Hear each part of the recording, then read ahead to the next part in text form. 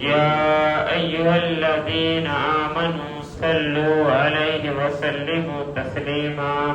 تمام احباب مل کر ایک مرتبہ درود پاک کی حاضری پیش کیجیے۔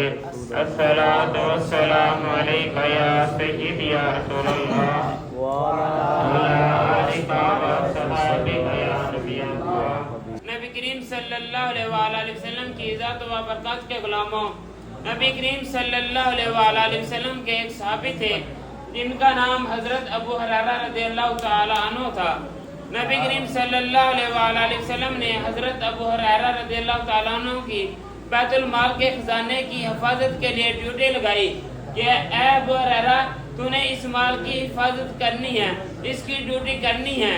جب رات ہوئی دیکھتے ہیں کہ کوئی چور آیا ہے جو مال چوری کرنے، تو آپ اسے پکڑ لیتے ہیں، پکڑ کر اسے کہتے ہیں کہ تو نے چوری کی ہے، میں تجھے نبی کریم صلی اللہ علیہ وآلہ وسلم کی بارگاہ میں پیش کروں گا۔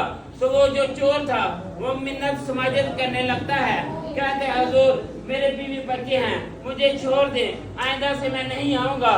تو آپ کو اس پر ترس آ جاتا ہے۔ حضرت ابو ہریرہ رضی اللہ تعالی عنہ آپ اس کو چھوڑ دیتے ہیں۔ جب فجر کے وقت نبی کریم صلی اللہ علیہ وآلہ وسلم کے پیچھے نماز ادا کرتے ہیں تو نبی پاک صلی اللہ علیہ وآلہ وسلم حضرت ابو ہریرہ سے پوچھتے ہیں، اے ابو ہریرہ بتا رات والے چور کا کیا بنا؟ تو حضرت ابو ہریرہ رضی اللہ تعالیٰ عنہ فرماتے ہیں کہ حضور مجھے اس پر ترس آ گیا تھا، وہ منت سماجت کر رہا تھا تو میں نے اسے چھوڑ دیا۔ نبی پاک صلی اللہ علیہ وآلہ وسلم نے فرمایا حضرت ابو ہریرہ کو، اے ابو ہریرہ وہ جھوٹا شخص آج رات کو پھر آئے گا، جب رات ہوتی ہے تو وہ شخص دوبارہ چوری کرنے کے لیے آتا ہے تو آپ اسے پکڑ لیتے ہیں۔ آپ فرماتے ہیں کہ میں تجھے نبی کریم صلی اللہ علیہ وآلہ وسلم کی بارگاہ میں پیش کروں گا۔ منت سماجت کرنے لگتا ہے، کہتا ہے حضور میرے بیوی بچے ہیں، مجھے جانے دے۔ آپ کو اس پر دوبارہ ترس آ جاتا ہے، آپ اس کو چھوڑ دیتے ہیں۔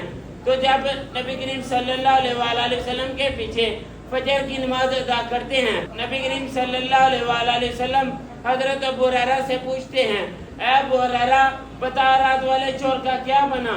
تو حضرت ابو ہریرہ رضی اللہ تعالیٰ عنہ عرض کرتے ہیں، یا رسول اللہ مجھے اس چور پر ترس آ گیا تھا، میں نے اسے چھوڑ دیا۔ تو نبی کریم صلی اللہ علیہ وآلہ وسلم نے فرمایا، اے ابو ہریرہ آج رات کو وہ جھوٹا شخص دوبارہ آئے گا، جب رات ہوتی ہے تو وہ شخص دوبارہ چوری کرنے کے لیے آتا ہے، آپ اس کو پکڑ لیتے ہیں۔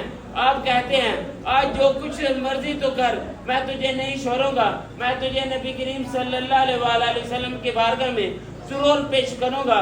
تو وہ دوبارہ منت سماجت کرنے لگتا ہے تو کہتا ہے اگر آپ چاہتے ہیں تو میں آپ کو ایک وظیفہ بتاتا ہوں، اس سے شیطان چوری کرنے نہیں آئے گا، اس سے کوئی بھی چور مال چوری کرنے نہیں آئے گا۔